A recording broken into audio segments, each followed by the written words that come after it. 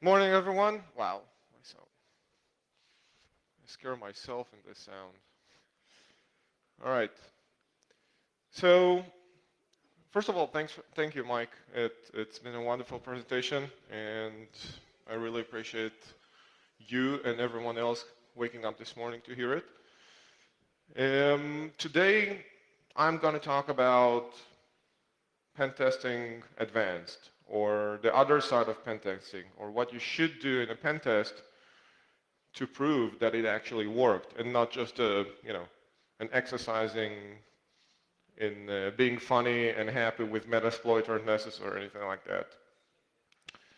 So a little bit about myself. This is my second AthCon. Woo! I'm not certified to do anything. I do consulting at a small firm called Security Art. Hacker, researcher, developer. I'm good at breaking stuff. I'm not that good in building it, but I did try. I swear to God. I like crime, war. Last year I did a lot of research on cybercrime and cyber war, and these are the only two cybers that you're going to hear from me from now on. And I run the local AthCon group back in Tel Aviv. I'm trying to set up the Israeli CERT, civilian CERT, that you can report stuff to. And whatever free time I have left out of these things, I do some reserve duty at the Israeli Air Force. So this is what's up for the next 50 minutes or 45 minutes. We're going to talk about infiltration, basically penetrating a network. We're going to talk about data acquisition and data targeting, which means you're not just, again, doing this for the fun.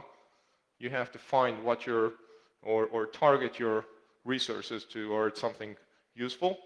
And last but not least, exfiltrating, getting the data out, which is much more fun.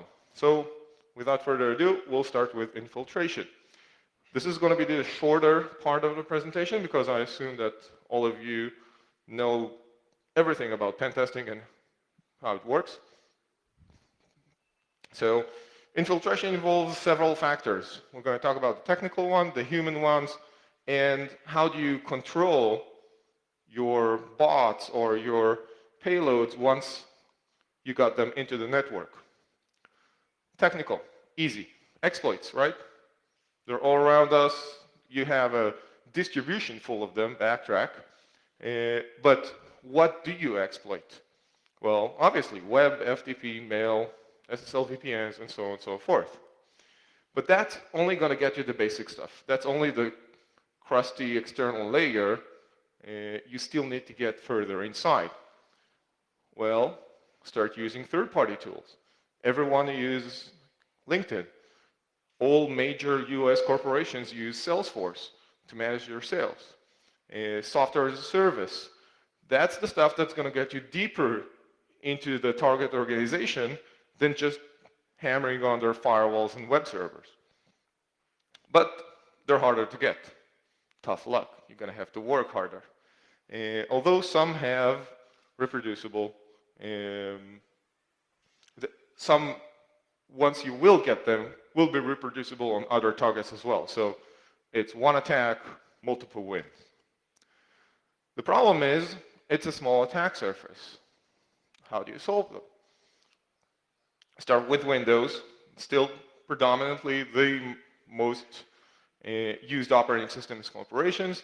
Windows 7 is no big deal either, but the attack surface is much broader when you take into account all the crap applications that gets installed on every corporate laptop. Anything from Adobe, Symantec, AVs are the best to target, by the way. Their security sucks. WinZip, AOL, whatever's installed on corporate laptops. So that's the technical stuff. Let's move on to the human, which is much more fun and much more soft and squishy to attack. Not as in the, I got your guy, give me $1 million human attack, but more like, dude, check out this website. Some pictures from last night drinking binge. Okay, I know some people will open that email, or Did you see that memo with the new Excel sheet of, sales or HR or whatever it is, with some malicious Excel file or, God forbid, PDFs? You get the idea, all right? Very easy to get in using humans as the vulnerability. Again, the technical stuff is just taken for granted. Another technique that I love, key drops, USB keys. All right, anyone identifies what this thing is? All right, it's a parking lot. It's the most accessible and most vulnerable physical area in a corporation. Drop it off in a location that you know people are going to head off to, some ticketing system or something like that. Print a nice logo on this, probably the company's logo, maybe a little sticker that says salaries or HR or sales. You get the idea. The rest, again, is probably just as trivial as everything. Everything can be automated, okay? I'm a big fan of Metasploit, a big fan of the social engineering toolkit. It's color by numbers pen testing. Very easy, very useful. Oh, shit. Just run set on backtrack, okay? You'll get the menu. They did a phenomenal job in putting in a lot of resources together, automating a lot of that stuff, generating emails, wireless attacks, file format attacks, web attacks, everything you can think of.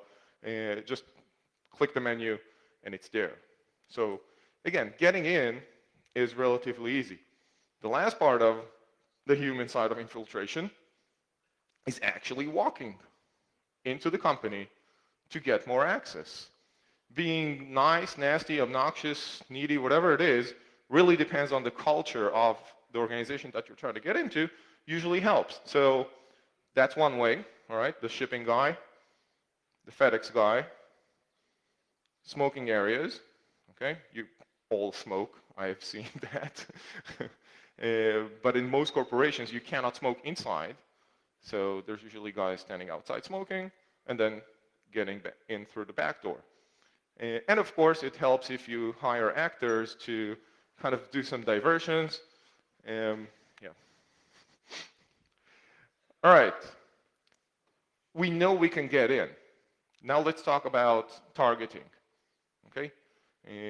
We are not going to do carpet bombing. Again, this is not an exercise in running social engineering toolkit or Metasploit. This is an exercise in targeting an organization and finding out the people, the assets, and the data that I want to get out. So, step one, just look at what the organization is willing to tell you about itself. Tools like FOCA, Multigo will basically harvest all the information that you can ever think of on an organization and put it in a very structured, easy to understand way. Mike talked about using LinkedIn, for example. Use any social network to map out who are the key individuals in the organizations that you're trying to pen test. Create a map of their connections, their roles, their access to information, and there you go. You have your basic intelligence gathering on that organization. And then you just craft your payload. Now, crafting payloads is not a big deal as some people think. You just use whatever the criminals use. Why? Because it works. Okay? No point of reinventing the wheel. You can mimic or actually acquire stuff like Zeus or SpyEye or Limbo for pretty dirt cheap. And I'm talking very cheap because all of that source code is out right now. So you can just take it, recompile it, modify it, do whatever you want with it. And this stuff works like charm. It's unbelievable. Just make sure you pack, okay? Because although Zeus has a pretty decent detection rate or undetection rate for every build that you produce, it's about 15 to 25% detection rate. If you pack it correctly, this stuff drops down to the single digits. So make sure you do proper packing. And we've seen the presentation yesterday about Xenocode and other packing mechanism, Armadillo. Just make sure that it goes undetected. Last but not least, set measurable goals. You're creating a Trojan or a payload, and you need to tell it to go to the right places. It's not, again, it's not carpet bombing. It's not get me all the network. It's find me Excel sheets that contain the word confidential. Find me PDFs that are a maximum few days old that have the word due diligence or whatever it is. In terms of technical stuff, find databases. And my personal favorite, printers. Printers are weak. Printers contain shitloads of information. Most corporate printers come by default with a 40 gig hard drive that stores everything on it, and it's very easy to access them and just pull out all that information. Every printed document, every scanned document is there unprotected regardless of who printed. It could be the CEO, it could be the secretary, same access levels. And patience. The real difference between your run-of-the-mill Trojan virus, let's call it, infection that gets detected in like 5 or 6 days, and APT, scared you, is basically patience. Don't spread it around. We talked about this before. Do not carpet bomb. Select your targets, deploy the payloads only to those targets, and you're good for 5 to 6 months without detection. Yes, it's that easy.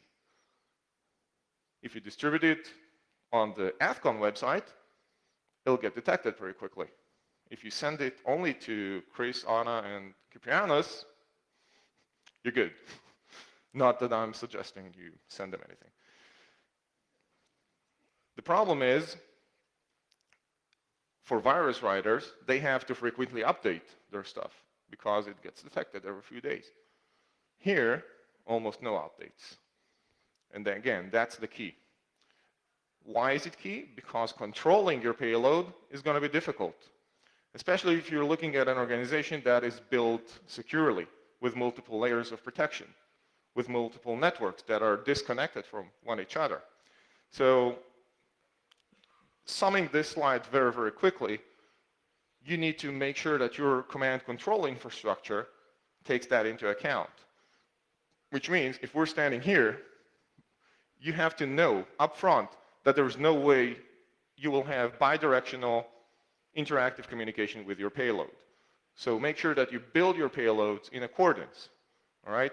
So if you know that you can get to one infection point, it needs to be able to communicate back to you and deeper inside to the next pivot and then to the actual target.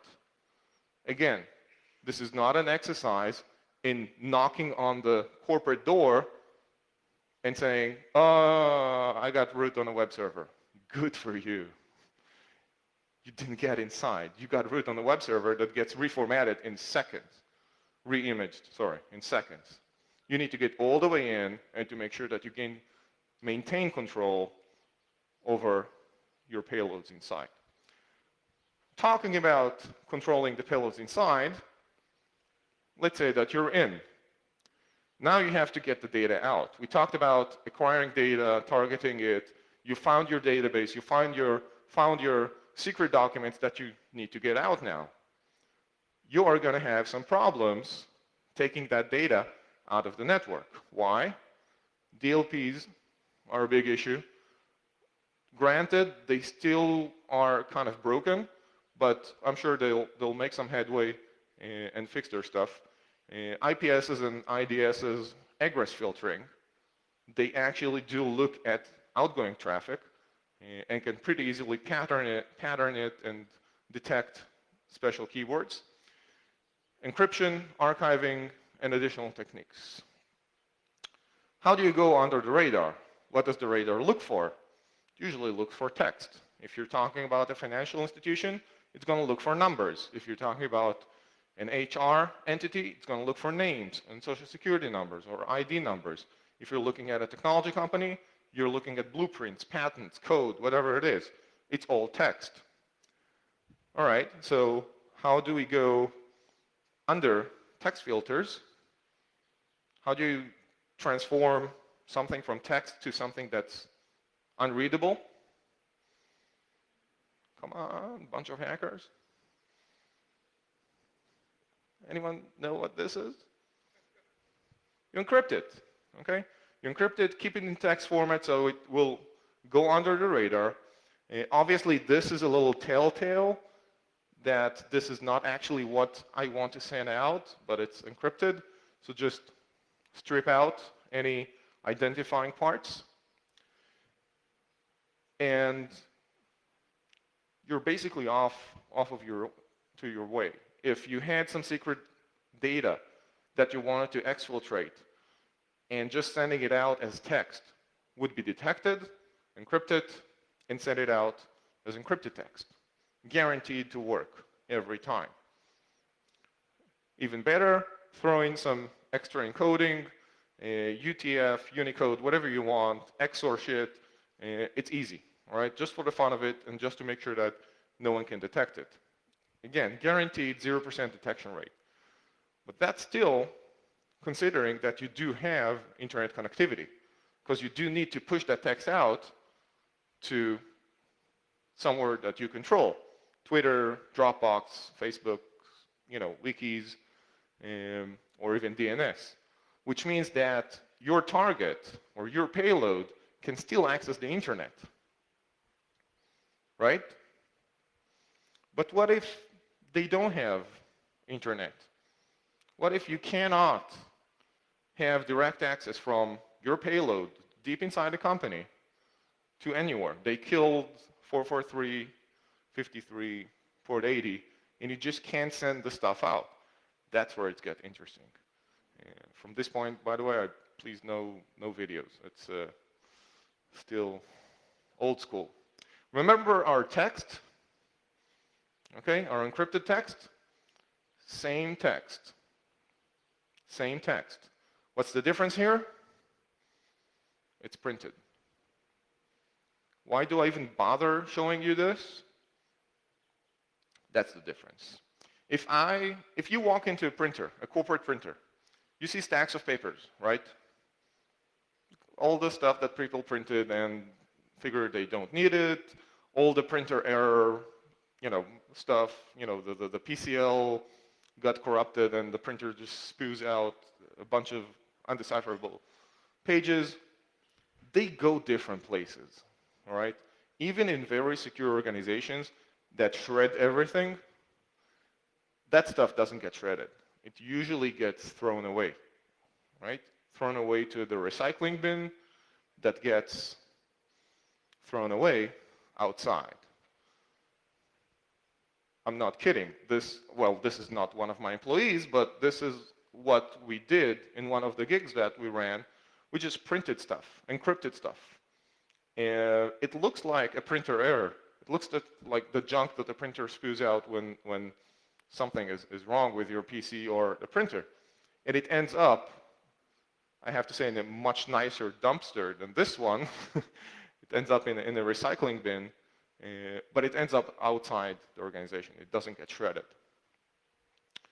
Now, what if you want to go a little more high-tech, let's say? This is what I call ET Phone Home. This is the stuff that we came up with a few months ago in a pen test for a semi-government, some fishy organization that literally did not have internet connectivity from the office, from the network that we managed to get into. But we had to prove that we could get in and get data out. The thing is, they still had a local network. Everyone has to have one, all right? And they had voice over IP. Catch the idea? I was like, okay, you have network and you have voice over IP. So this is what we did. Target a handset or a switch, a voice over IP switch. Very easy. Last year, Sandro Gautry was here, talked about voice over IP. This stuff is just wild, wild west. Everything is broken, everything is free. It's like Cisco's from the 80s. Set up a public PBX or a phone voicemail, like Google Voice or something like that, on the outside, somewhere that your payload is going to call into. Collect your data that we talked about before, after you targeted it and found the secret document and blah, blah, blah, blah, blah. Encode it in a way that it doesn't transform into this encrypted text, but into something that you can send. Come on, bitch. Over voice. Use the voice over IP network to make a phone call to your conference call or PBX and just leave the message. The rest is just pure win. So this is not just, me standing here talking about it. This is an actual proof of concept that I wrote in Python. This is very, very simple. What you're seeing here, or trying to see, is a small document, just an example. This is a top secret document, blah, blah, blah, that we're encoding using data to sound. And we get a new file called out.wave. This is how it sounds like.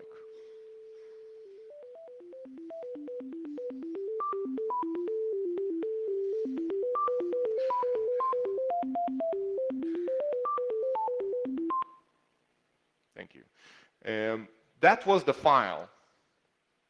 That was the data. It could have been anything. It could have been text, could have been an image, any binary data. You just go old school on it. Think modems, like acoustic modems from the 60s and 70s, and encode it into tones. The proof of concept is very, very simplified. You can really get some advancements on it. I'm publishing it, open source, take it, do whatever you want with it. The default setting is in it is to create, I think, half-second tones, and I'm using 16 different octaves, all from the human audible range. So this can traverse any phone line, even crappy like cell phone stuff, okay? So you have to consider that this is not going all digital voice over IP networks. It may traverse a few PBXs. It can be compressed, highly compressed. The tones can be shortened to like 0.1 second. You can use up to, I think, 40 or 50 octaves inside a human audible range and still differentiate between them. And stuff works like charm. All you have to do, once you get the message, in this case, I downloaded it from my Google voicemail. Google Voice is fantastic, by the way. You get an MP3 converted to a WAV file, and you just do a sound to data and get a new file called output.file. The type is ASCII text, and there you go. From a very secure network that has no internet connectivity, we can get to a point where I can voicemail anything I want out of that network. This stuff goes 100% undetected on a network that can be firewalled, DLP'd, guards outside, whatever you want. No one's going to notice an 800 call going out through the voice over IP PBX. If that doesn't work, or another alternative to leaving a message with your stuff is just using a fax. Most corporations have multifunction printers, okay? Multifunction means it's not only a printer and a scanner, it's also a fax. And that stuff is usually connected to the Active Directory in some sort of way so that people can accept faxes as well as send them out. A lot of them, and you can do your own studies depending on your target, use something like this to send faxes from the inside to the outside, right? The printer fax, multifunction, whatever, has got like a domain name or its address inside the organization. And people just attach documents to an email, and email it internally to whatever number they want to fax the stuff out to at fax.corp.com or whatever it is, and magically their documents get sent over fax. The thing is, even the most secure organizations with DLPs and IDSs and whatever it is, they do not filter their faxes. And since this is still internal communication, this does not hit the DLP system that is positioned between the mail server and the mail relay. So all you have to do is make sure that your payload is aware of those addresses, and once you do get the data that you're looking for, just send an email to the printer and wait. Again, old school, next to your fax machine, or use some online faxing mechanism. Okay? So again, very easy, and still circumvents all the security mechanisms, all the DLPs, that you will see in any corporation. Questions so far? Criticism on no? We're good? All right. A few conclusions. Not all is lost, all right? I'm not here to scare the shit out of you. Well, a little bit, but it's just because I like it. But not all is lost. There are a few available controls. You do need to map your information flows. And make sure that you map your assets. Because if you try to protect an organization in the same carpet bombing methodology that a lot of pen testing is using, you're going to end up the same as those pen testers, getting nothing. Okay? You need to focus your attention on your critical assets, map out what are the possible information flows that those assets would have in terms of business processes, technology, human, whatever it is, and focus the defenses there. Start with the human factor, okay? We've talked about this before. This is the squishy, kind of easy to manipulate target inside your organization. So start with the human and then add technology. Start with, what is this information anyway? Who cares about it? Who uses it? Who produces it? Who digests it? Who manipulates it? And then go to the technology, okay? This is one example of a technology. Anyone know what this is? No? It's not a printer. It's a shrinter. You can buy it on eBay or something like that. So this is one way to control your printed documents. Don't use that. But again, think human, then technology. Know yourself, okay? Know where people leave data. Talk to your developers. You'll be amazed where they leave their source code hanging. I promise you that if you run or if you are involved or know of a big corporation, you have source code on your publicly accessible websites. It may not be hot linked, but you have source code there. Why? Because it's easier to deploy it this way. It's easier to debug it. Sit with developers and see how they actually work. Where do they leave the data? Do they check in everything? Do they work on the CVS directly? Or do they have their own little CVS for, because the corporate one sucks?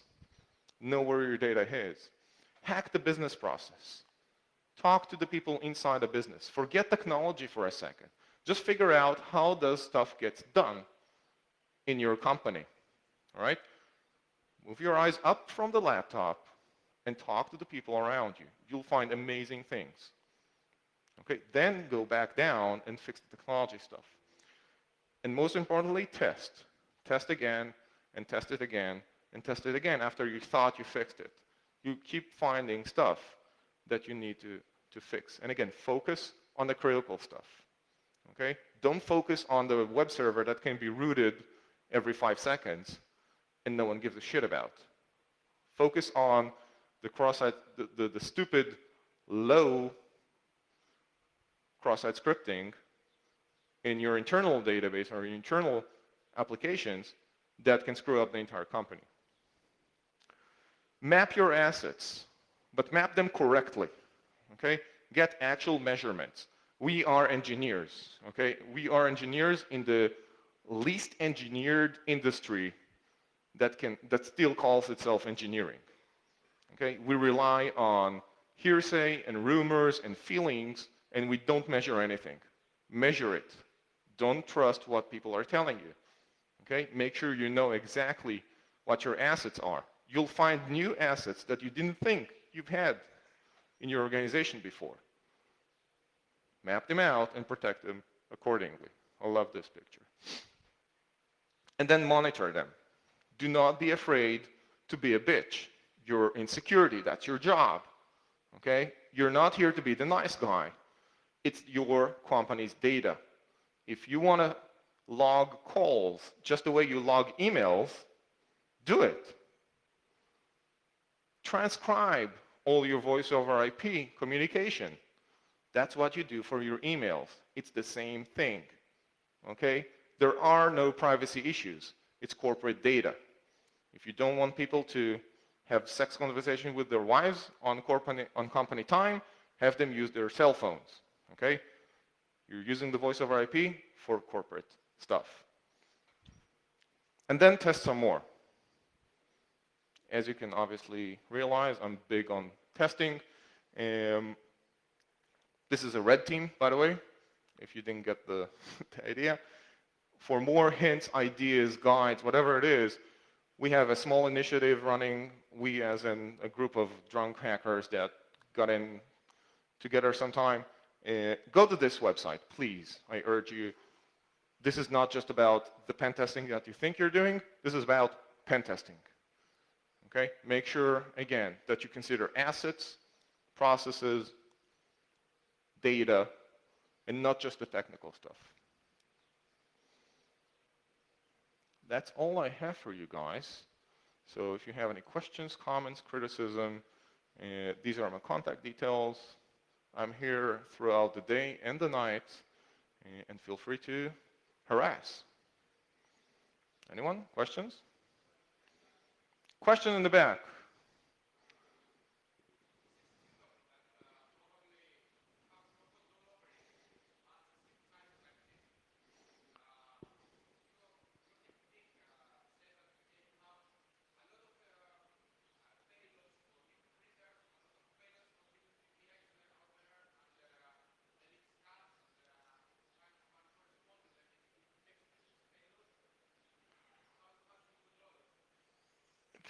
Can someone repeat the question with a mic? Because I heard a few keywords, a lot of printers, payloads. I can give you an answer, but it's on something that I think you asked, not necessarily what you asked. And this stuff is stuck in my ear. So what I asked is that since obviously when this executable is planted into the organization, you have no control over it. What did you do?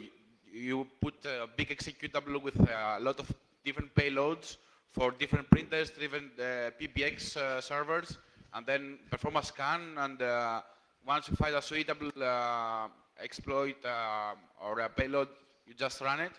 I got the question. Okay. Basically, no. Very early in the penetration testing methodology, you will know what models of printers, scanners, devices, whatever it is, PBXs, the organization have.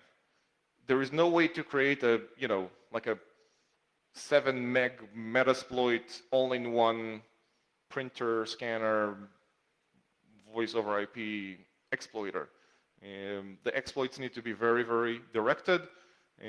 As I said before, at the targeting phase, when you target your organization, when you find the key individuals, the actual assets that you want to get into, at that stage you also map out whatever you can externally.